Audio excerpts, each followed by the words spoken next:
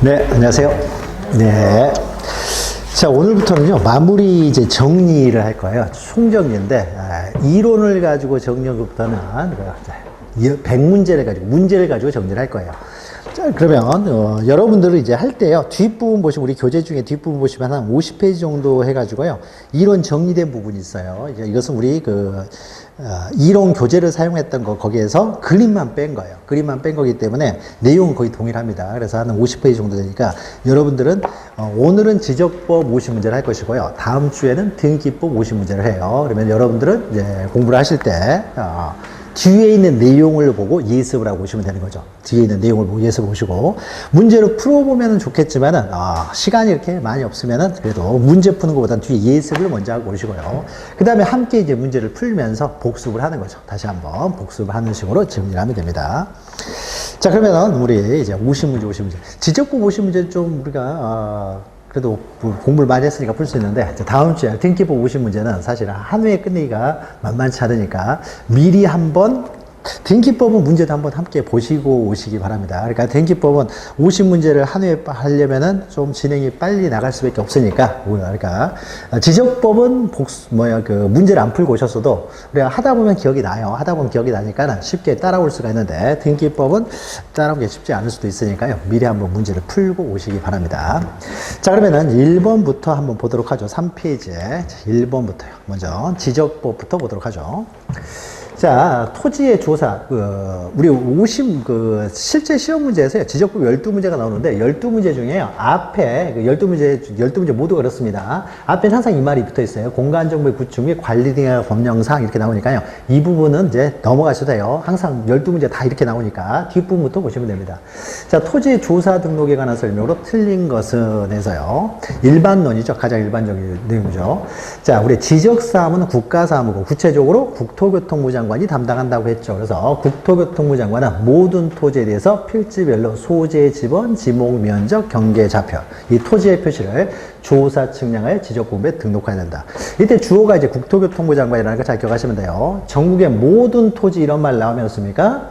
이거는 지적소관청에서는 자기 구역, 자기 시군구에 있는 토지들만 관리하기 때문에 전국의 모든 토지 그러면은 모든 토지를 관할하는 사람은 국토교통부 장관이라는 거죠. 그래서 우리가 국토교통부 장관이 주어가 되는 경우 우리가 뒤에서 이제 지적 공부 시간에도 나오지만은 모복귀어해서 외웠죠. 그래서 모든 토지 나오면 국토교통부 장관이 주어가 되고, 그 다음에 복은 이제 복제죠. 전산화된 지적 공부를 미리 복제해야 될 사람이죠. 전산화된 지적 공부는 보존기관이 시장군수구청장 외에 시도지사도 보존 의무가 있고, 다만 시도지사도 멸실을 훼손될 때를 대비해서 미리 복제하는 사람이 국토교통부 장관이고, 기는 무슨 기구죠? 지적전담관리기구, 지적정보전담관리기구를 설치 운영하는 사람.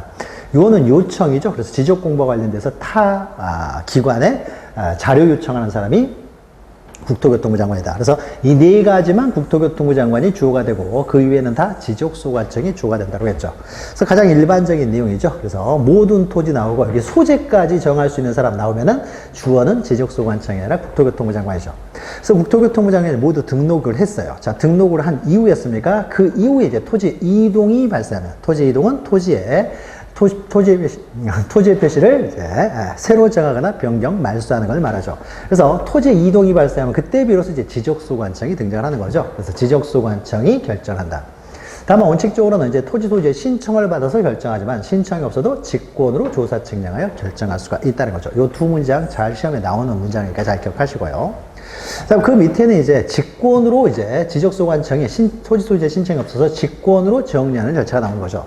직권으로 정리하는 절차에 있어서 가장 먼저 토지 이동 현황 조사 계획부터 수립하는 거죠. 그래서 계획을 먼저 수립하는 거죠. 어떻게 이제 조사할 것인지 조사 계획을 수립하고, 그러니까 조사 계획에 밑에 있는 내용부터 보죠. 그래서 조사 계획을 수립하고요. 그 다음에 조사 계획에 따라서 이제 조사를 하는 거죠.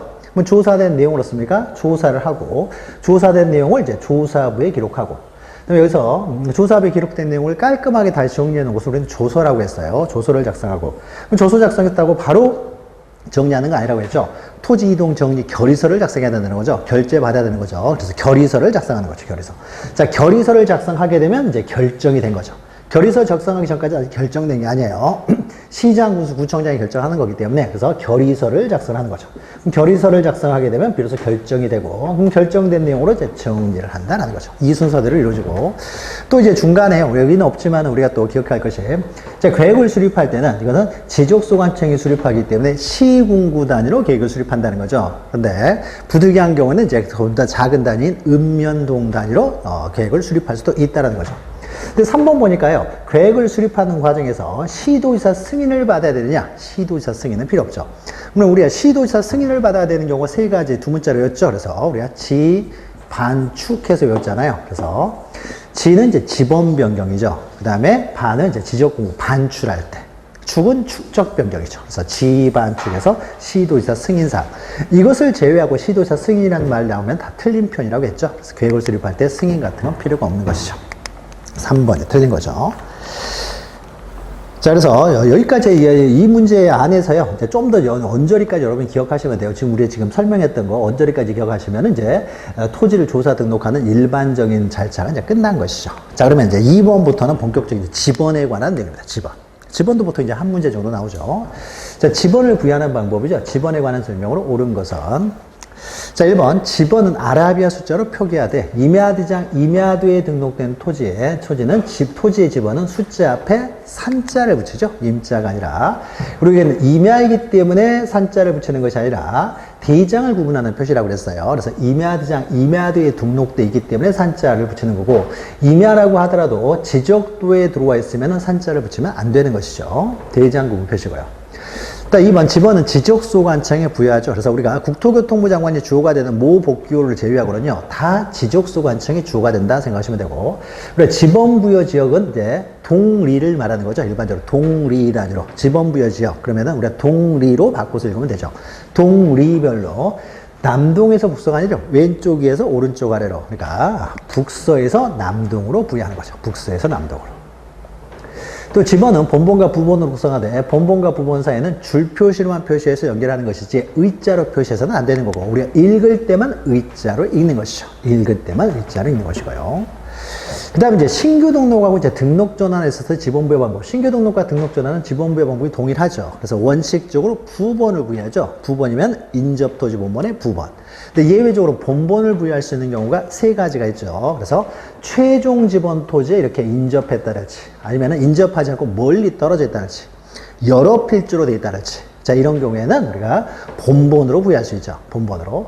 자, 그런데 여기는 최종 지번 토지에 인접한다고 했죠. 그러니까는 부번이 아니라 본번으로 순차적으로 부여할 수 있죠. 그럼 근데 본번은 최종 본번, 다음 순번부터 본번이 되겠죠. 그래서 부번이 아니라 본번이 되는 거죠. 본번. 그래서 본번이냐, 부번이냐, 이거 잘 기억하시면 되는 거죠.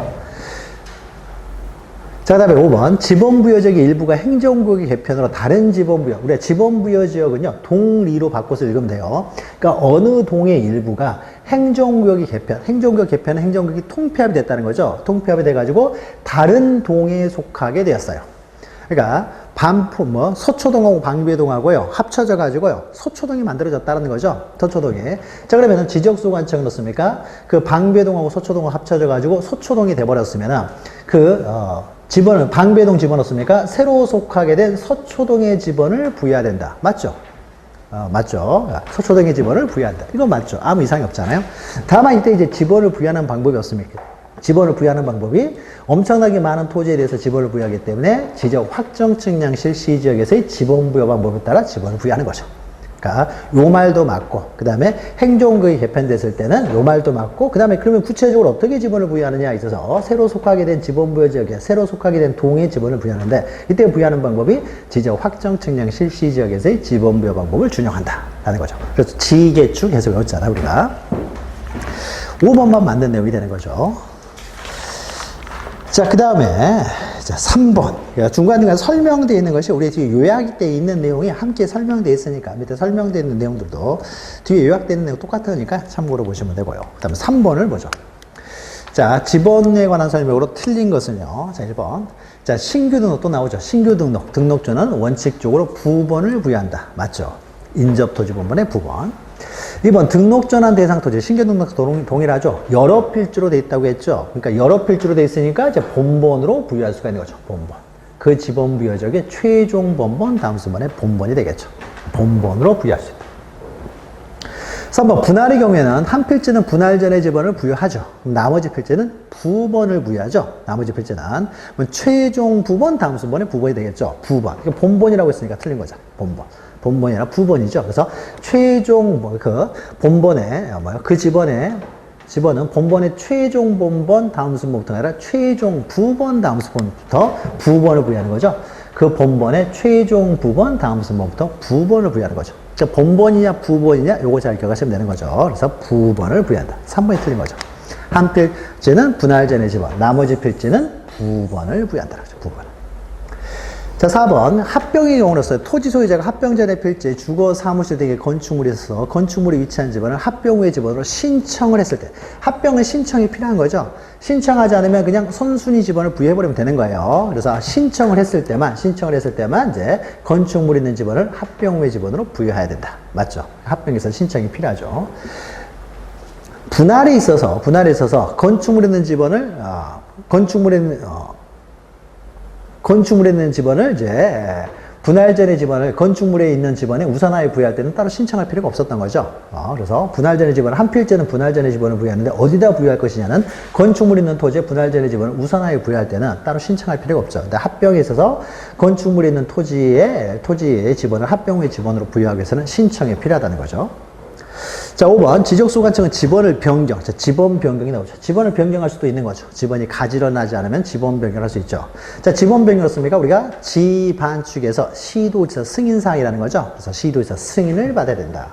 승인을 받아서 집원 부여지역의 전부 또는 일부에 대해서 집원을 새로 부여할 수 있다. 그러면 이거 맞는 거죠. 그러면 이때 집원을 부여하는 방법이 우리가 지적 확정 측량 실시 지역에서 집원 부여 방법을 준용하죠. 엄청나게 많은 필지에 집원을 새로 부여하기 때문에 지적 확정 측량 실시 지역에서 집원 부여 방법을 준용한다. 그래서 우리가 지개축했잖아요. 그렇죠. 그리고 집원 변경 관련돼서는 또 하나 기억할 것이 이거는 신청에서 이루어진 게 아니라고 했어요. 집원 변경은 신청이 아니라 오로지 직권으로만 가능하다고 했어요. 일반적인 토지 이동은 신청해서도 할 수 있지만 신청이 없으면 직권으로 하는 것인데 집원 변경은 오로지 직권에 의해서만 가능해요. 그래서 집원 변경할 때는 따로 신청, 직권이란 말을 표현을 안 한다고 했어요. 이건 당연히 직권이니까. 그래서 신청 없이 직권으로만 이루어진 대표적인 것이 바로 집원 변경하고 지적공부 복구라고 했죠. 지적공부 복구. 그래서 지적공부 복구하는 것은 이것도 마찬가지예요. 오로지 직권으로만 이루어지지 따로 신청이라는 개념이 없어요. 그러니까 복구나 집원 변경할 때는 직권이란 말을 안 해요. 당연히 직권이니까. 직권이란 말이 없어도 당연히 직권이다 기억하시면 되는 거죠. 3번만 틀리고 다 맞는 내용이죠. 또 4번을 보죠. 자, 토지 이동에 관한 설명으로 틀린 것은, 자, 1번. 자, 등록 전환. 신규 등록 동일한 거죠. 쭉 읽어보니까. 원칙적으로는 부번인데요. 쭉 읽어보니까 멀리 떨어져 있다고 나오죠. 그러니까 멀리 떨어져 있으니까 또 본번으로 부여할 수가 있는 거죠. 그러니까 본번으로 부여할 수 있다. 맞죠. 2번 분할의 경우 분할 후의 필지 중 주거 사무실 등의 건축물이 있는 필지에는 분할 전의 집원을 우선하여 부여한다. 이때 부여할 때는 신청 따로 필요 없다고 했어요. 당연히 합병과 다르게 신청 없이 당연히 건축물이 있는 토지의 집원을 분할 전에 토지의 분할 전의 집원을 우선하여 부여하는 것이고요. 3번 축척 변경 시행자 간의 필지에 지번을 새로 부여하는 경우다. 우리가 지개축했죠. 그러면은 축척 변경 사업 시행자는 엄청나게 많은 토지에 지번을 부여하기 때문에, 새롭게 부여하기 때문에 지적 확정 측량을 실시한 지역, 그러니까 도시개발 사업 시행지역이 되겠죠. 대표적으로 지적 확정 측량 실시 지역 안에서의 지번 부여 방법을 준용한다. 맞죠? 항상 축척 변경이라든지 행정구역 개편이나 또는 지개축했죠. 그래서 지번 변경. 이것은 항상 지번을 구체적으로 부여하는 방법은 지적 확정 측량 실시 지역에서의 지번 부여 방법을 준용한다. 이렇게 나와야 맞는 거예요. 본번이다, 부번이다 이런 말 하면 안 돼요. 본번으로도 가능하고 또 부번으로 부여하는 경우도 있기 때문에 이 말이 나와야 되는 거죠. 자, 4번 합병의 경우에 합병 대상의 집원 중 선순위의 집원을 그 집원으로 하는 거죠. 선순위 집원. 그래서 본번의 집원이 있을 때는 본번 중에 선순위죠. 최종 순위가 아니라 본번 중 선순위가 되는 거죠. 지적보면 말을 조금 이렇게 바꿔서 나올 수 있으니까 잘 기억하시라고 그랬어요. 본번 중 선순위가 되는 거죠. 본번 중 선순위. 4번이 틀렸죠. 자, 5번은 지적소관청은 행정구역 변경 등의 사유로 집원에 이제 결번이 발생합니다. 그러면 결번들은 이용구에 사용하지 못하는 게 원칙이라고 그랬죠. 그래서 이 결번들을 정리해 놓은 장부를 만드는데 결번을 한눈에 알아볼 수 있도록 만들어 놓은 장부. 그래서 우리는 결번대장이라고 하는 거죠. 결번대장. 결번은 결번대장에 등록되는 것이지 뭐 지번대장 이런 말 나오면 안 돼요. 결번대장에 적어 이용구에 보존하는 거죠. 이용구에 사용하지 못하는 게 원칙이니까요. 자, 4번을 했고요. 그 다음에 5번은 이제 5번은 이제 5번, 6번은 이제 도시개발 사업 시행 지역에서의 지적 확정 측량, 그러니까 도시개발 사업에 따른 지역 확정 측량이 실시된 지역에서의 지분 부여 방법이죠. 자, 이렇게 이 자체가 시험 문제 아직 나온 적은 별로 없어요. 나온 적은 없고 지번에 관한 내용은요. 이 앞에 4번까지, 그러니까 2, 3, 4번 거기 다 들어가 있어요. 거기 다 들어가 있으니까 그거 기억하시면 되고 아직까지 나온 적은 없지만 언제든지 나올 수 있으니까 좀 기억하십니다. 자, 지적 확정 측량 실시 지역에서의 지분 부여 방법은 원칙적으로 본본만을 골라서 부여하는 걸 원칙으로 하는 거죠. 원칙적으로 본본만을 골라서 부여하는 거죠. 그러니까 부본은 제외하고 본본만을 골라서 부여한다. 근데 본본 중에서도 사용하지 않는 게 이 두 가지가 있죠. 그래서 사용하지 않는 것이죠. 실시한 지역의 종전의 지번과 지적 확정 측량을 실시한 지역 밖에 본본이 같은 지번이 있으면은 이 본본은 본본이라고 하더라도 사용하지 않고요. 지역 밖에 본본이 같은 지번이 있다든지 또는 경계에 걸쳐 있는 거죠. 경계에 걸쳐 있는 지번은 본본이라고 하더라도 제외한다는 거죠. 본본이라고 하더라도 제외한다. 자, 그러면은 부본들 제외하고요. 본본이라고 하더라도 이런 거 제외하고 나니까는 지번이 남아있는 게 별로 없다는 거죠. 부여할 필지 수보다 이제 적다라는 거죠. 남아있는 것이. 그러면 이제 새로운 지번 부여 방법이 필요한 거죠. 그래서 하나가 뭐예요? 하나, 블럭식 있죠. 블럭식. 그래서 블럭 단위로 씁니까? 블럭 단위로. 블럭식이죠. 블럭 단위로 하나의 본본을 부여한 다음에 그 안에는 부본을 부여하는 방법으로 부여할 수가 있는 거죠. 그래서 1단지, 2단지, 3단지, 4단지 이렇게 만들었을 때 그래서 각 본본 하나씩 부여한 다음에 그 안에 있는 토지들은 부본을 부여하는 방법. 근데 블록식으로 개발이 안 됐을 때, 자, 이럴 때는 이렇게 블록식으로 부여 방법을 할 수가 없는 거죠. 자, 그러면은 이제 마지막 방법이죠. 그래서 적을 때 블록식으로 개발 안 됐으면은 그 지번 부여죠. 그 동이죠. 그 동의 최종 본본 다음 순번이죠. 최종 본본. 그래서 우리가 여기가 방배동 중에서 여기 일부 지역만 없습니까? 도시개발 사업을 한다. 그러면은 블록식으로 할 수 있으면 블록식으로 하는데 블록식으로 할 수가 없어요. 자, 그러면 방배동의 맨 마지막 지번이 1500번지였다. 그러면은 1501번지부터는 한 번도 없었다는 거죠. 그래서 그 지번 부여죠. 그 동의 최종 본본 다음 순번에 본본으로 부여하는 거죠. 그래서 여기다는 이제 1501, 1502, 1503, 1504 이렇게 부여한다는 거죠. 그래서 최종 본본 다음 순번부터 부본이 아니라 본본으로 부여하는 거죠. 본본. 1501, 1502, 1503 이렇게. 자, 그 다음에 5번은 지적소관청은 도시개발 사업 등이 준공되기 전에 지번을 먼저 부여를 합니다. 준공되기 전에 지번을 부여할 때 뭘 보고 부여한다고요? 사업 계획도가 있다는 거죠. 치밀하게 만들어 놓은 사업 계획도. 사업 계획도를 보고 지번을 부여하죠. 그럼 이때 지번을 부여하는 방법은 지적 확정 측량 실시 지역에서의 지번 부여 방법에 따라 부여한다는 거죠. 그래서 사업 계획도에 따르되 지적 확정 측량 실시 지역에서의 지번 부여 방법에 따른다라는 거죠. 그러니까 4번만 틀린 거죠. 자, 6번은요, 이게 이제 예전에 기출됐던 것인데, 우리가 지계축에서 외웠잖아요. 그래서 지적 확정 측량을 실시한 지역의 각 필지의 지번을 새로 부여하는 방법을 준용하는 거. 그러니까 도시개발 사업에 따른 지적 확정 측량 실시 지역에서 지번 부여 방법을 준용하는 걸로 우리는 지계축 했잖아요. 엄청난 많은 필지에 새롭게 지번을 부여할 때, 지는 지번 변경, 개는 행정구역 개편이죠. 행정구역평, 그 다음에 축은 축척 변경이죠. 이 세 가지 경우에는 항상 이 세 가지는 소수로가 이렇게 나와야 된다고 했죠. 지적 확정 측량 실시 지역에서의 지번 부여 방법을 준용한다. 이렇게 나와야 맞는 말이에요. 나머지는 해당 사항이 없는 거죠. 그러니까 기역, 니은, 디귿만 해당이 되는 거죠. 자, 여기까지 하면 지번이 끝났어요. 지번이 끝났는데 우리가 지번이 알아야 될 지문들은 다 들어가 있어요. 여기. 그러니까 우리가 지번을 부여하는 방법, 신규 등록, 등록 전환, 그다음에 분할, 합병, 그다음 더 나아가서 지적 확정 측량 실시 지역에서 지번 부여 방법까지 다 들어가 있잖아요. 다 들어가 있으니까 이 내용만 잘 정리하시면 충분합니다. 자, 그다음에 7번부터 이제 지목이죠. 지목은 또 이제 두 문제까지 나오니까 그러니까 정말로 시험에 잘 나오고 중요한 것들만 지문을 골라놨으니까 여기 내용들 읽고 여러분들 이해를 하시면은요 실제 시험에서 다 맞출 수 있을 거예요. 자, 먼저 지목에 관한 설명으로요. 틀린 것을 1번부터 보시면은 지목 설정 방법. 자, 설정 방법은 먼저 지목은 우리 법에서 28가지만 있죠. 28가지 법에서 규정해놓은 지목만 부여해야 되고요. 1필 1지목, 하나의 필지는 하나의 지목만 설정할 수 있고요. 우리는 지목이라는 것은 용도에 따라 지목을 부여하는데 용도가 하나의 필지가 이제 2개 이상의 용도를 가지고 있으면 이건 분할을 해야 되는데 그 용도가 서로 주종관계를 가지고 있어요. 주종관계를 가지고 있으면 굳이 분할할 필요 없이 전체를 한 필지로 등록하면서요. 그러면 주된 용도에 따라서 지목을 부여하겠죠. 그러니까 하나의 지목을 부여할 때. 그래서 분할할 필요 없이 주종관계를 가지고 있으면은 전체를 하나의 필지로 등록하면서 주된 용도로 그냥 지목을 부여하면 되는 거죠. 또 밑에 등록선의 원칙이라는 것은 2개 이상의 용도로 사용되는데 주종관계가 없어요. 주종관계가 없을 때는 먼저 등록된 게 우선이라고 했죠. 먼저 등록된 게 우선이 된다. 그 다음에 또 시험 문제 잘 나오는 것이 지목은 그 용도가 완전히 변경이 됐을 때 지목을 변경하는 것이지 임시적, 일시적 용도로 사용될 때는 지목을 변경하지 않는다고 했죠. 그 원칙들. 그러면 이런 원칙에 따라서 이제 지목이 28가지가 있는데 그 28가지를 하나하나 보는 거죠. 자, 2번 보시면 공장 안 나왔어요. 자, 공장 안 나오면 무조건 공장용지라고 했죠. 공장 안에 있으면은 뭐 체육시설이 있던 기숙사가 있던 뭐 의료시설이 있던 간에 다 이건 공장 사람들만 위해서 존재하는 것이니까 이것은 공장용지라고 했죠. 2번이 틀린 거죠. 그 다음에 자, 택지 조성공사가 준공되었어요. 그러면 사용 목적에 따라서 지금 토지공사만 끝나도 그 사용 목적에 따라 지목을 설정하는 거죠. 그래서 여기는 택지 조성공사가 준공됐으니까 대의가 되죠. 공장부지 조성공사가 준공됐으면 공장용지가 될 것이고요. 그 다음에 4번 보시면 묘지공원이죠. 자, 묘지공원에 납골당이 있어요. 묘지공원은 시체가 유골이 있잖아요. 유골이 있으니까 이것은 묘지가 되겠죠. 묘지공원은 공원이 아니라 묘지인 거죠.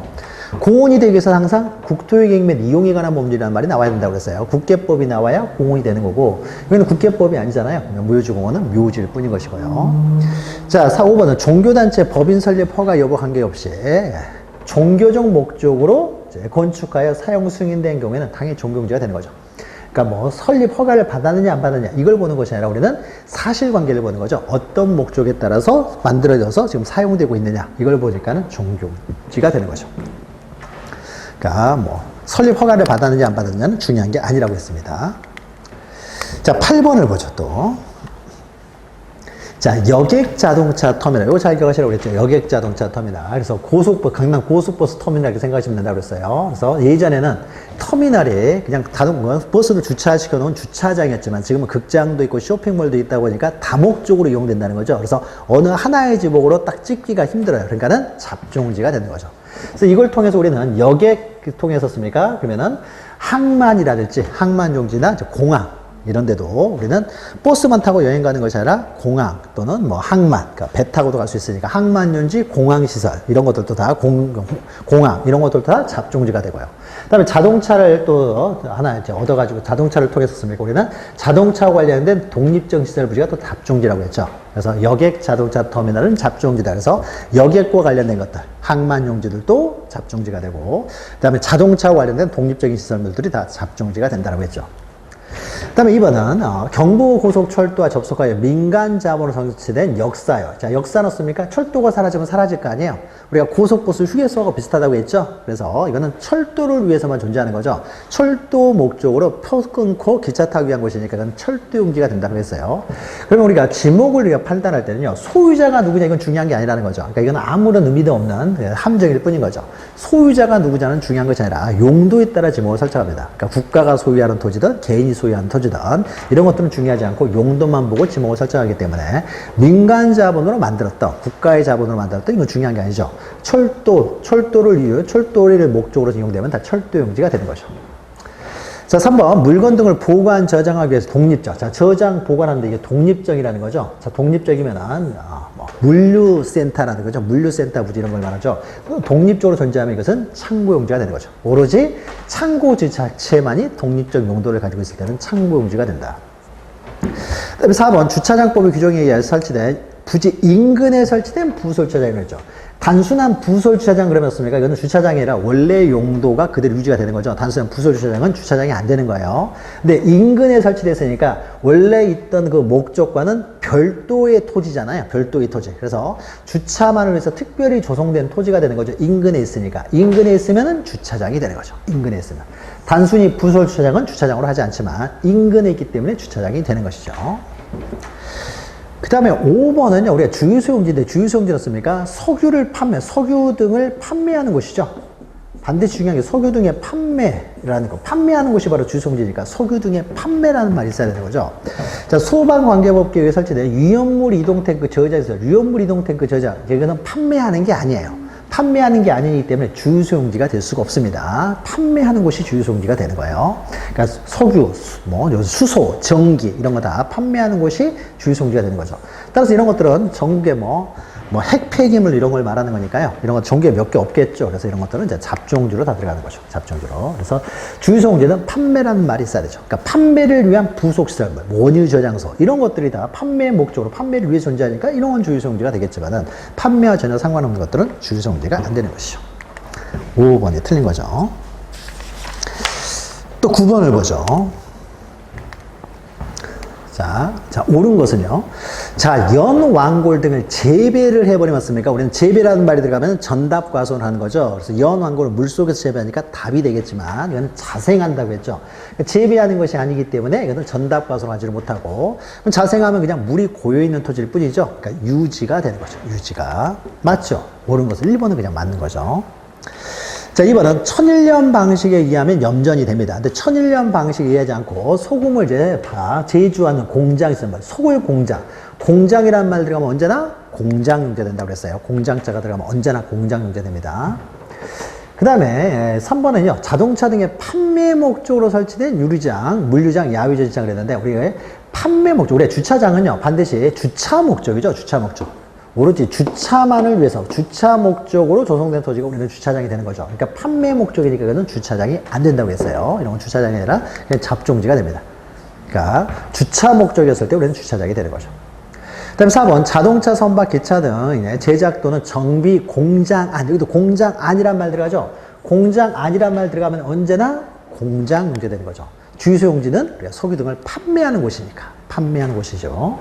여기는 판매하는 게 아니죠. 공장을 돌리기 위해서 급유를 할 뿐이니까요.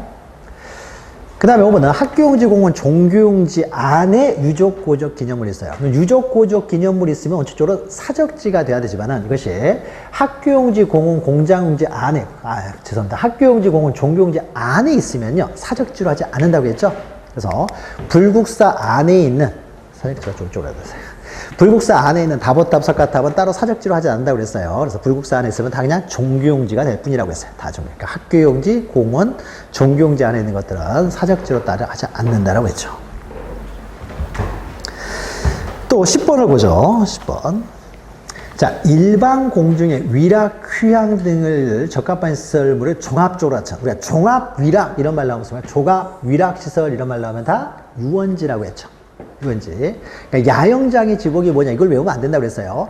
야영장이 종합 위락시설로서 이용이 되면은 유원지가 되는 것이고 만약 이 야영장이 종합 위락시설로서 이용되는 것이 아니에요. 그럼 유원지가 안 되는 것이죠. 유원지가 안 되는 거죠. 그래서 종합 위락시설로서 이용되면은 야영장이건 뭐건 무엇이 오든지 간에 다 이거는 유원지가 된다는 거죠. 그래서 우리는 수식어를 봐야 돼요. 어떤 용도로 이용되고 있느냐. 그래서 유원지가 된다. 맞죠? 2번 온수약수 서류 등을 운송하는 송유관, 송수관, 저장시설을 부재해요. 자, 이것은 그러면 온수약수 우리가 광천지가 있죠. 광천지. 광천지는 뭔 말이 들어가야 돼요? 반드시 광천지는 솟구쳐야 되죠. 용출이라는 말이 들어가야 된다고 했죠. 용출. 용출돼. 석유 등이 용출되는 곳이 광천지가 된다고 했죠. 용출되는 곳. 여기는 용출되는 곳이 아니잖아요. 운송하는 송수관, 송유관, 저장시설. 여기는 석유가 용출되는 곳이 아니죠. 용출되는 곳이 아니기 때문에 이것은 어떻습니까? 용출이 되는 곳은 아니기 때문에 광천지가 될 수가 없죠. 광천지가 될 수 없으면 잡종지가 된다고 했어요. 잡종지. 맞죠? 그래서 이걸 통해서 우리가 또 잡종지를 하나 기억하는 거죠. 석유가 지나가는 곳이 잡종지면은 전기가 지나가는 송신소, 수신소, 송신소, 변전소, 송신소, 수신소, 변전소 이런 전기가 움직이는 것도 다 잡종지라고 했죠. 그래서 잡종지는 이렇게 이런 식으로 하나씩 기억하시는 거예요. 전기가 움직이는 것도 다 잡종지다. 석유가 움직이는 것도 잡종지면 그래서 잡종지 맞죠. 그 다음에 우리가 이제 임야는 또 외워야 된다고 그랬죠. 임야. 그래서 임야는 산림 원야를 이루고 있는 이제 7가지가 있죠. 수림지, 중림지, 암석지, 자갈땅, 모래땅, 습지, 황무지. 7가지 외워야 되는데 만약 7가지를 다 못 외우면요. 적어도 이건 외우셔야 돼요. 산림 원야를 이루고 있는. 항상 수식어가 중요하다고 했죠. 그래서 산림 원야를 이루고 있을 때만 임야가 되는 거예요. 그러니까 우리가 7가지를 외웠지만은 만약에요 자갈 땅의 지목이 뭐냐, 황무지의 지목이 뭐냐 이렇게는 절대 안 나와요. 이 황무지가 습니까? 산림 원야를 이루고 있는 황무지여야 임야가 되는 거예요. 산림 원야를 이루고 있는 뭐요? 습지해야 임야가 되는 거고, 산림 원야를 이루고 있는 암석지해야 임야가 되는 것이지, 단순히 그냥 황무지 지목이 뭐냐 이렇게는 절대 시험 문제 안 나온다고 했어요. 시험 문제 안 나오기 때문에 만약에 7가지 뒤에 끝이 기억이 안 나면요, 산림 원야, 산림은 이제 뭐요? 숲이잖아요. 임야는 벌판을 나타내는 것이고, 그러니까 좀 넓어야 되는 거죠. 그래서 산림 원야를 이루고 있을 때 임야가 되기 때문에, 그러니까 산림 원야를 이루고 있는 이런 말 나오면 그냥 다 임야라고 보시면 돼요.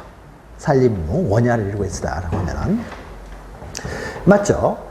그다음에 4번 이제 물이 흐르는 곳은요. 물이 흐르면 어떻습니까? 우리가 하천이 있고 국어가 있는 거죠. 하천과 국어가 있는 거죠. 물이 흐르는 곳은 하천 또는 국어인데, 만약에 이 물이 수돗물이에요. 물을 정수하여라는 말 나오면 항상 수도용지라고 했죠. 정수하여 그러면은 뭐가 나오든 간에 다 수도용지가 된다. 맞죠? 자, 5번은 타인의 건축물에 임대하여 예배의 법에서 그 종교적 목적으로 이용됩니다. 그러면 처음부터 종교적 목적으로 건립된 건축물이 아니라는 거죠. 원래 상가 안에 들어가 있어요. 상가 안에 교회가 들어가 있으면 이거는 대일 뿐인 거죠. 그러니까 임대했기 때문에요. 임대했잖아요. 그래서 뭐요? 처음부터 종교적 목적으로 만든 건축물이 아니라는 거죠. 본래 목적이. 그럼 이건 종교용지가 아닌 것이죠. 그러니까 만약 상가 안에 있으면 그냥 대일 뿐인 거죠. 대일 뿐인 거죠. 그래서 종교용지가 되려면 처음부터 종교적 목적으로만 이용되어 있는 목적으로 만든 그 건축물 부지, 이런 것들이 종교용지가 되는 것이죠. 5번만 틀린 거죠. 또 11번을 보죠. 자, 지목의 구분에 관한 설명으로 틀린 것은, 자, 고속도로 휴게소는 어떻습니까? 도로가 사라지면 사라진다는 거죠. 그러니까 도로의 이제 부속시설물일 뿐이라는 거죠. 그러니까 국도나 지방도로변 휴게소는 그냥 대가 되겠지만, 고속도로 휴게소는 도로인 거죠. 도로 이용객만 이용하니까. 그 다음에 이제 국어 이제 하천 나오죠. 자, 그러면 하천하고 국어는 어떻습니까? 하천 국어를 이제 물길을 하면 하천 국어인데, 인공수로는 다 국어가 되는 거죠. 인공수로는 다 국어가 되고, 자연수로 중에서 소규모면 국어, 대규모면 하천이 되는 거죠. 그럼 여기서는, 자, 인공수로라는 말 나왔잖아요. 그러면 인공수로 나오면 어떻습니까? 당연히 국어가 될 것이고, 그 다음 밑에는 이제 자연유수가 있거나 있을 것으로 예상되는데, 소규모라고 했잖아요. 그러니까 국어가 맞죠. 국어가 맞죠. 그 다음에 목장용지나 과수원 내에 있는 주거용 건축물이요. 자, 주거용 건축물이었습니까? 이것은 목장이나 과수원 내에 종된 목적으로 존재하는 게 아니라고 했어요. 이것은 사람 있고 목장 있고 사람 있고 과수원 있는 거죠. 과수원 목장 안 한다고 해서 주거용 건축물까지 허물 필요는 없다는 거죠. 그래서 주거용 건축물은 목장이나 과수원과는 독립적이라는 거죠. 독립적이니까 독립적인 용도에 따라 지목을 부여해야 되는 거죠. 대의가 되는 거죠. 자, 밑에 4번 묘지 관리를 위한 건축물 부지요. 우리가 사람이 유골이 있다든지 시체가 있으면 묘지가 되는데, 묘지 안에 여기에 관리사무소는 어떻습니까? 매점 있고 식당이 있다고 했죠. 그럼 여기는 어떻습니까? 대로 세금 걷어야 된다고 했죠. 그래서 관리를 위한 건축물 부지는 대가 되는 거죠. 그러니까 묘지가 아니라 대가 된다고 했죠. 그 다음에 5번요. 단순히 돌을 캐내고 흙을 파내는 곳은 잡종지예요. 그런데 앞에 원상회복을 조건이라고 했잖아요. 그러니까 잠시 돌을 캐고 잠시 흙을 파낼 뿐이라는 거죠. 그러니까 원래의 지목이 유지되는 것이지 잡종지로 지목을 변경해서는 안 되죠. 원상회복을 조건이라고 했으니까. 그래서 원상회복을 조건으로 이렇게 했기 때문에 이것은 잡종지로 할 수가 없는 거죠. 원래 그 지목이 계속 유지가 되는 것이죠. 원상회복을 해버리면 잡종지가 안 되는 것이죠. 자, 그리고 이제 12번은 이제 부호와 관련된 거죠. 부호. 그래서 우리가 지목은 토지대장, 임야대장, 지적도, 임야도 딱 4곳에만 등록이 되는 거죠. 나머지 공유지역 명부나 대지권 등록부, 경계점 좌표 등록부에는 등록이 안 되는 거죠. 토지대장, 임야대장에는 정식 명체, 지적도, 임야도에는 부호로 등록이 되는 거죠. 그럼 부호 관련돼서 우리는 차장촌원만 기억하시면 되죠. 차장촌원. 차장촌원에 해당되면 어떻습니까? 차문자가 될 것이고, 나머지 다 두문자죠. 그러면 차는 어떻습니까? 주차장이죠. 주차장. 장은 공장용지고요. 천은 하천이고요. 그 다음에 원은 유원지죠. 그럼 요것만 어떻습니까? 차문자가 되고 나머지 다 두문자라는 거죠. 자, 그러면은 여기 해당되는지만 보면 되겠죠. 잡종지는 해당이 안 되잖아요. 잡 맞고요. 공장용지는 해당이 되죠. 그러면은 장이 돼야 되는 거죠. 유원지는 해당되니까 원을 써야 되겠죠. 그다음 목장용지는 해당 안 되니까 목. 주차장은 해당이 되죠. 그러니까 차가 되는 거죠. 차장처럼. 그래서 옆에서 적어놓고 해야 안 헷갈리니까 적어놓고 이렇게 보시기 바랍니다. 자, 여기까지 하면은 지목이 끝났어요. 우리가 지적법을 또 한 달 만에 보잖아요. 두 달 만에 보나요? 두 달 만에 보잖아요. 그러니까 두 달 만이죠. 처음에 이거 할 때. 두 달 지나고 또 하고 두 달 동안에 하는 거니까. 그러니까 두 달 만에 보지만 생각 다 나잖아요. 생각나는 거죠. 그래서 계속 이해하고 잊어먹고 이해하고 잊어먹고 계속 반복하면은요. 그래서 다 생각이 나는 거예요. 그러니까 암기만 하게 되면은요. 생각이 안 나요. 시간 지나면 다 잊어버리죠. 그걸 어떻게 암기라고 했어요. 근데 계속 이해하고 잊어먹고 이해하고 잊어먹고 하다 보니까 내가 뭘 알고 있는지는 몰라도 보면 생각나잖아요. 그럼 시험장 가서 생각나면 되는 거예요. 그래서 또 우리가 또 반복하고 있고 또 반복할 거 아니에요. 또 우리가 모의고사를 통해서 또 반복하고 계속 반복하다 보면요. 이제 지목 뭐 이렇게 지목 뭐 집어 나오면요. 그냥 바로 이제 쉽게 맞추는 거죠. 자, 13번은 이제 이번에 들고 13번은 이제 경기와 관련된 내용이죠. 경계에 관한 시험 문제는요, 대부분 다 지상경계에 관한 문제예요. 지상경계가 결정이 돼야 측량을 통해서 지적공부의 경계를 등록할 거 아니에요. 그래서 지상경계는 이제 실제 경계를 말하는 거죠. 그래서 보통 이제 지상경계가 어떻게 결정되느냐, 여기 시험 문제가 많이 나오는 거죠.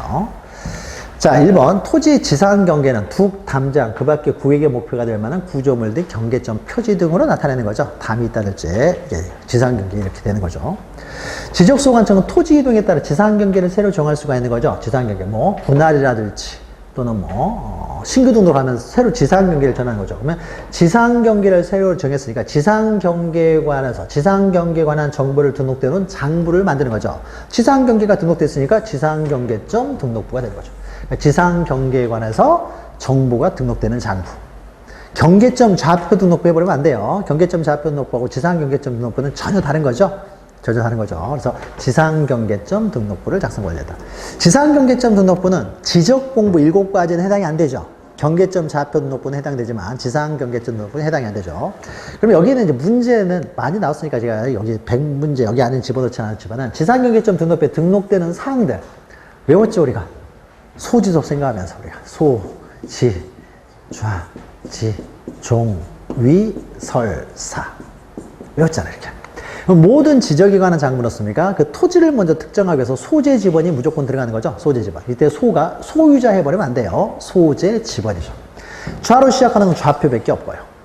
지가 두 개 있을 때 하나가 지번이면 하나는 지목이 되는 거죠. 그러면 지목을 기록할 때는 공부상 지목뿐만 아니라 실제 이용되는 용도, 그것도 집어넣는다 그랬어요. 우리는 실제 토지 지상경계를 알려고 하는 거니까 실제 토지의 용도까지, 지목까지 한꺼번에 기록한다고 했죠.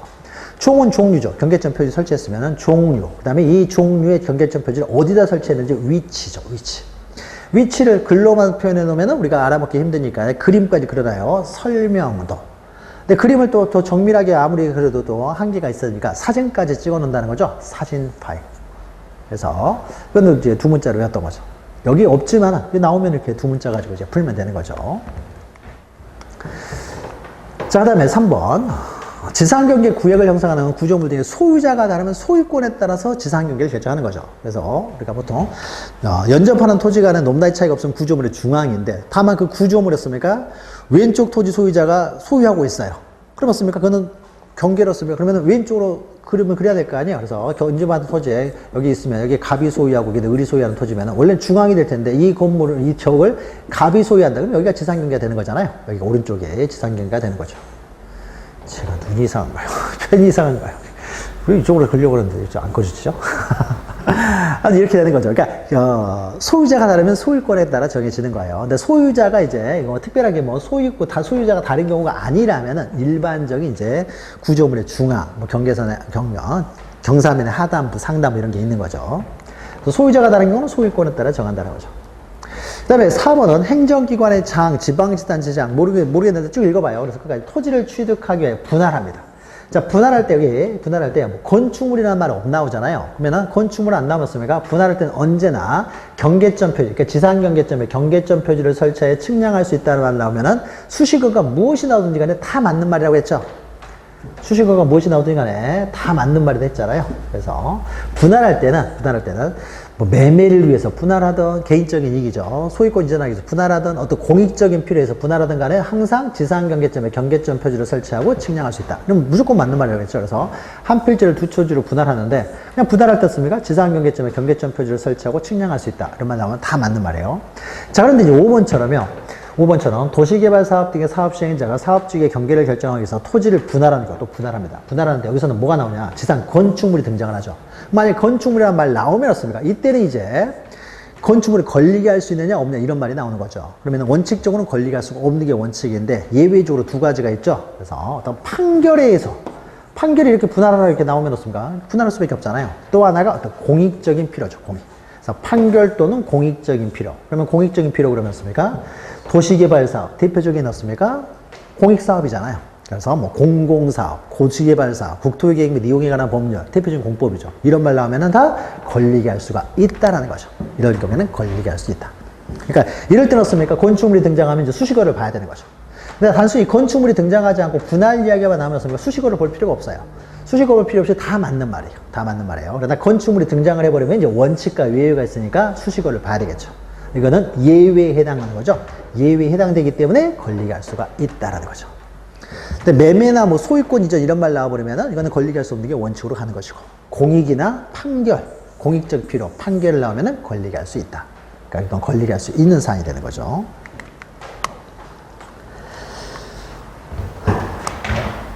자, 그리고 이제 14번을 보죠. 경계에서 가장 일반적인 내용이죠. 자, 토지의 지상 경계를 새로 결정하고자 할 때, 경계는 다 지상 경계가 하는 문제죠. 틀린 것은요.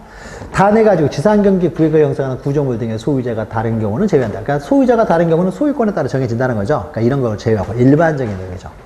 자, 연접하는 토지 사이에 높낮이 차이가 없어요. 그럼 구조물의 중앙에 맞죠. 자, 높낮이 차이가 있다라는 거죠. 높낮이 차이가 있어요. 높낮이 차이가 있으면 여기 축대 같은 게 있고, 축대는 누가 갑이 여기 소유하고 을이 소유한다고. 축대는 어떻습니까? 을이 만든다는 거죠. 그러니까 어떻습니까? 이거는 을이 소유니까는 하단부가 되는 거죠. 구조물의 하단부. 하단부 하나 있고 중앙 있고 상단부 하나 있잖아요. 그럼 우리가 이렇게 토지가 이렇게 있는데 이게 절토된 부분이 있어요. 그래서 원래 임야에 있는데 이제 돌토해서 도로를 만듭니다. 그럼 도로를 만들면 어떻습니까? 이 경사면은 도로 만들기 위해서 깎아낸 부분이잖아요. 그러니까 이거는 도로에 포함을 시킨다는 거죠. 그러니까 경사면의 상단부가 되는 거죠. 그러니까 그림을 한번 연상해 보면 되겠죠. 하나가 상단부, 하나가 하단부 있다라고 했을 때, 그러니까 높낮이 차이가 있는 경우에는 구조물의 하단부. 그 다음 밑에 도로, 구고 등의 절토된 부분이 있을 때는 경사면의 상단부. 그 다음에 4번 보시면 해면 또는 수면에 접해요. 그러면 어떻습니까? 최대의 만조의 최대의 만수가, 최대의 만수가 되는 거죠. 평균이 아닌 거죠. 만약에 제방 등을 토지에 편입해요. 그러니까 제방을 통해서 토지와 육지가 이제 토지와 바다가 이제 구분된다 그러면 어떻습니까? 이 제방의 바깥쪽 어깨 부분이죠. 제방의 바깥쪽 어깨 부분. 그래서 여기 제방이 이렇게 있고 바다가 있으면 제방의 바깥쪽 어깨. 선임인데 옆에서 봐서 이렇게 바깥쪽 어깨, 여기를 말하는 거죠. 여기 바깥쪽 어깨, 여기가 안쪽 어깨, 여기는 안쪽 하단부, 여기는 바깥쪽 어깨가 되는 거죠. 가장 기본적인 내용이죠. 경계에 있어서 3번이 틀린 거죠. 15번을 보죠. 토지의 표시에 관한 설명으로 틀린 것은 일반론인데요. 자, 지적 확정 측량의 경계는 공사가 완료된 현황대로 결정을 하는 거죠. 공사가 완료된 현황대로. 근데 공사가 완료된 현황이 사업계획도와 달라요. 그럼 사업계획도와 다르면 어떻습니까? 완료된 현황대로 등록을 해야 되는 거죠. 완료된 현황대로. 이럴 때는 사업계획도와 만약에 완료된 현황이 틀리면 완료된 현황대로 결정을 하는 것이지 사업계획도로 결정해서는 안 되는 거죠. 다만 사업계획도와 다를 때는 미리 사업시행자에게 통지는 하도록 하고 있죠. 통지는 해라. 통지를 해라. 다를 때는 이제 통지를 하라는 거죠. 자, 이번 경계 침범 여부가 문제가 돼 지적도상의 경계를 실제 복원하기 위한 경계 복원 측량이요. 자, 경계 복원 측량은 언제나 등록 당시 측량 방법과 동일한 방법을 하라는 거죠. 그래서 우리가 등록 당시에 그 지상 경계를 알려고 하는 거잖아요. 등록 당시에. 그러면은 등록할 때 측량 방법을 그대로 사용을 해서 복원을 해야 등록할 때 그 지점을 찾아갈 수 있으니까, 지상 경계를 찾아갈 수 있으니까 언제나 등록할 당시 측량 방법과 동일한 방법으로 복원을 합니다. 현재 보다 발달된 측량 방법이 있다고 하더라도 그 방법에 따라서는 안 된다고 했어요. 언제나 등록할 당시의 측량 방법에 따라서 복원을 해야 등록할 당시의 지상 경계점을 그대로 찾아갈 수 있으니까. 그 다음에 3번 지적도상의 경계하고 실제 경계가 서로 달라요. 지적도상의 경계하고 실제 경계가 다릅니다. 근데 이때 지적도상의 경계가요, 뭐 착오로 잘못됐다 이런 말이 없어요. 착오로 잘못됐으면 저게 무효가 돼버리겠죠. 지적도상 경계가 무효가 될 테니까 실제 경계에 따르겠지만은 이런 말이 없어요. 이런 말이 없으면 정상적으로 이루어졌다는 거죠. 잘못된 건 없어요. 그러면은 매매를 합니다. 자, 그러면은 실제 경기에 따라 소유권의 범위가 정해지느냐, 도면상의 경기에 따라 소유권 범위가 정해지느냐. 도면상의 경기에서 따라야 되는 거죠. 그러려고 도면 만들어 놓은 거니까요. 따라서 실제 경기에서 구획된 토지를 매매 대상으로 하는 것이 아니라 실제 경기가 아니라 도면상의 경계가 기준되는 거죠. 현실의 경계, 실제 경계가 아니라 도면상의 경계, 지적공부상의 경계가 기준이 되는 거죠. 그러니까 지적도상의 경계가 잘못된 게 아니라면은 실제 경계가 아니라 공부상의 경계가 기준된다. 이건 예전에 민법에서 나왔어요. 민법에서. 소유권의 범위와 관련돼 가지고 시험 문제가 민법에서 한번 출제된 적이 있어요. 근데 민법에서 나왔는데 우리 지적법에서 나온 적이 없어요. 민법에서 나왔는데 우리 지적법에서 공부했으니까 민법 보는 분들은 또 맞췄겠죠. 이렇게 가지고 3번이 틀렸죠. 자, 4번은 토지가 일시적, 임시적 용도로 사용될 때는 지목을 변경하지 않는다. 우리가 많이 했던 것이죠. 그 다음에 5번은 이제 잡종지요. 우리가 잡종지 해가지고요. 몇 개 배운 게 있었죠. 그 전에 우리가 여객 자동차 터미널 해가지고 여객 자동차 터미널에서 여객, 항만, 공항시설, 그 다음에 자동차 관련된 독립적인 시설물 부재, 이것이 잡종지가 되고, 그 다음에 습니까? 송유관 해가지고 송유관 저장시설, 그 다음에 송유관 나오면 이제 송신소, 수신소, 변전소, 여기까지 다 잡종지라고 했었던 거죠. 이건 했고요. 그 이외에 이제 잡종지에 해당하는 것으로 해가지고 갈대밭, 실외 물건을 쌓아두는 곳, 야외 시장, 공동물, 공항시설, 아까 했죠. 공항시설, 항만시설, 이런 것들이 다 잡종지가 돼요. 그러니까 잡종지는 따로 어디 27가지 해당되지 않으면 다 잡종지가 되는데, 잡종지가 또 시험에 잘 나오기 때문에요. 갈대밭, 실외 물건을 쌓아두는 곳, 야외 시장, 공동물. 그 다음에 없지만 이제 우리가 돌을 캐내고 흙을 파내는 것, 이것도 잡종지죠. 근데 이게 원상회복을 조건으로 해버리면은 이게 잡종지가 안 되는 거고요. 단순히 돌을 캐내고 흙을 파내는 것도 잡종지가 했던 거죠. 잡종지였다. 앞에서 잡종지에 대해서 몇 개가 앞에 있었던 거죠. 그러니까 그걸 제외하고 또 잡종에 해당하는 것들이 좀 추가되는 거죠.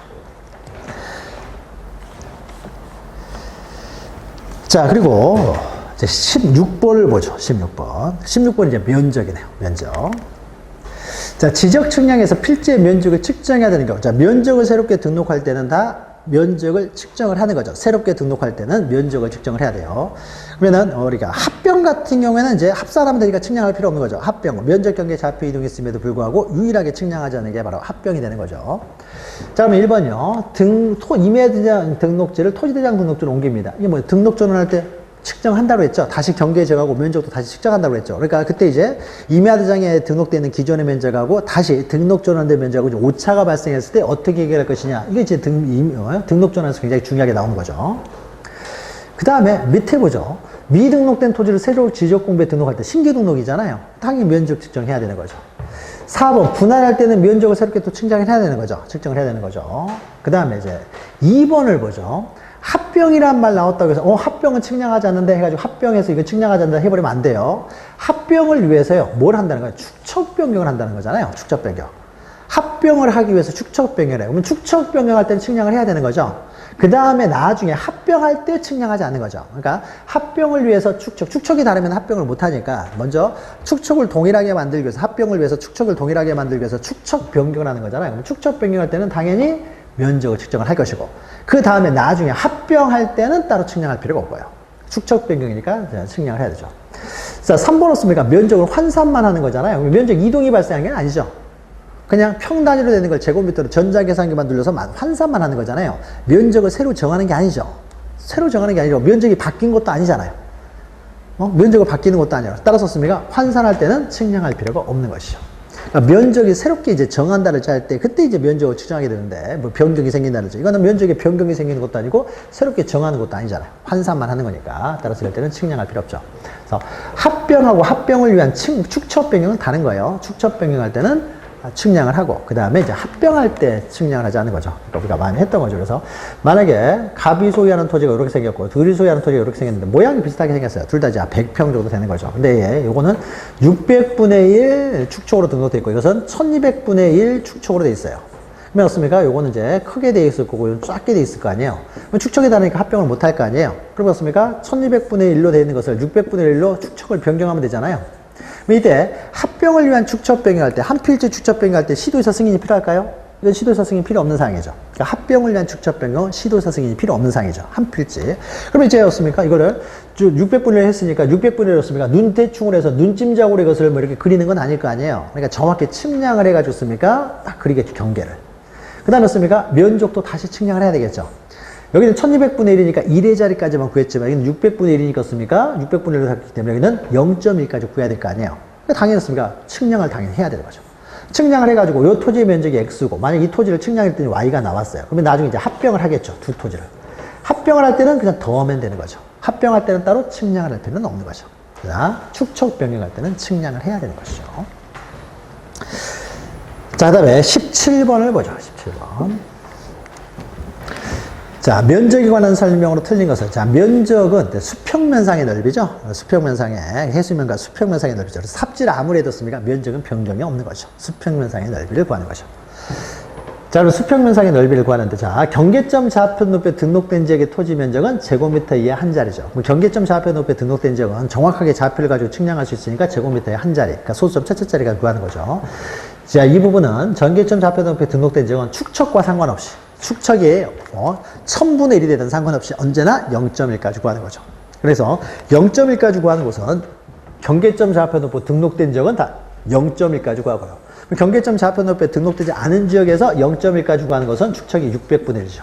그러니까 600분의 1 축척 지역하고 경계점 좌표 높이 등록 지역은 0.1, 나머지는 다 1의 자리까지 구하는 거죠. 자, 밑에서 볼까요? 그러니까 4번, 5번부터 보죠. 자, 신규 등록 전환, 분할할 때는 다 새롭게 측량을 해야 되는 거죠. 다 측량합니다. 그러나 면적 경계 좌표 이동이 있음에도 불구하고 유일하게 측량하지 않는 게 합병이라고 했죠. 그래서 합병은 측량하지 않고 합산을 하는 거죠. 합산을. 자, 3번 보시면 면적을 측정하는 방법은 두 가지가 있죠. 하나는 뭐예요? 도면 위에서 전자면적 측정기로 면적을 측정하는 방법이 있죠. 도면 위에서 전자면적 측정기로 측정하는 방법이 있고. 그런데 만약에 어떤 토지가 좌표를 가지고 있어요. 자, 경위 측량을 했다는 건 뭐예요? 경계점 좌표 높이에 등록되는 토지죠. 경계점 좌표가 구했다는 거잖아요.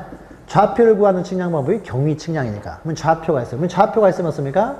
경계점 좌표 높이에 등록된 토지는 절대 도면 위에서 측량하면 안 되죠. 좌표를 대입해서 측량을 해야 되잖아요. 그래서 도면 위에서 절대 전자면적 측정기로 측량을 해서는 안 되고 언제나 좌표를 가지고 측량을 해야 되는 거죠. 그러니까 좌표가 없는 지역은 어쩔 수 없이 도면 위에서 전자면적 측정기로 측량을 하는 것이고 좌표가 있는 곳은 없습니까? 언제나 좌표로 측량을 해야 되는 거죠. 전자면적 측정기로 절대 측량을 해서는 안 되는 것이죠. 자, 18번 면적 하면 18번 하면 면적 끝나고 19번부터 이제 또 지적 공부가 나오니까 18번까지만 보도록 하죠. 자, 면적이 이제 계산 방법이죠. 자, 면적. 자, 그러면 경계점 좌표 높이 시행지역이에요. 시행지역이니까 0.1까지 구해야 되잖아요. 그러면 0.1이니까 여기까지 구해야 되죠. 그러면 5, 1이면 무조건 올리는 거죠. 근데 5로 딱 떨어졌잖아요. 그러니까 이럴 때는 이제 앞에 숫자를 봐야 되겠죠. 짝수잖아요. 버려야 되겠죠. 짝수니까. 그러니까 458.6 맞죠? 짝수니까 버려야 되겠죠. 홀수면 올리고 짝수면 버리니까요. 자, 2번 축척이 1200분의 1입니다. 1200분의 1이니까 이건 1의 자리까지 구하겠죠. 1의 자리까지. 그럼 1의 자리까지 구해요. 1의 자리까지 구하는데 뒤에 보니까 5, 1이잖아요. 5, 1이면 앞에 숫자 볼 필요 없죠. 무조건 올려야 되잖아요. 올려야 되니까 287이 돼야 되는 거죠. 무조건 올리는 거죠. 기본이 틀린 거죠. 자, 지적이 600분의 1 지역이에요. 그러니까 축척이 600분의 1입니다. 600분의 1은 0.1까지 구하잖아요. 0.1까지 구하니까 0.4 나오면 그냥 0.4로 등록하면 되는 거죠. 만약 여기가 1200분의 1이었다 그러면 어떻게 넣습니까? 1의 자리까지 구하기 때문에 1 미만은 다 1로 등록할 텐데 여기는 600분의 1이니까 0.4는 0.4로 등록하면 되는 거죠. 1200분의 1이었으면 1로 등록해야 되겠지만 자, 4번 우리가 등록전환 시간에 또 나올 텐데요. 등록전환하는 경우 임야도장의 면적과 등록전환될 면적. 자, 이것은 임야도장의 면적은 임야도에서 측정한 면적이고 등록전환될 면적은 이제 지적도에서 측정한 면적이죠. 이것이 차이가 생겨요. 그럼 뭐가 정확해요? 언제나 등록전환될 면적이 언제나 정확하다는 거죠. 그래서 오차가 허용 범위를 초과하든 초과하지 않든 간에 언제나 등록전환될 면적을 등록전환 면적으로 결정을 하는데 만약 오차가 허용 범위를 초과하는 경우는 기존의 임야도장의 면적이 잘못된 것이니까요. 이럴 때는 어떻습니까? 초과하는 경우는 정정을 하는 거죠. 그래서 초과하는 경우는 직권으로 정정하는 거죠. 직권으로. 신청을 받아서 정정하는 게 아니에요. 신청 안 할 수 있으니까 직권으로 정정한다.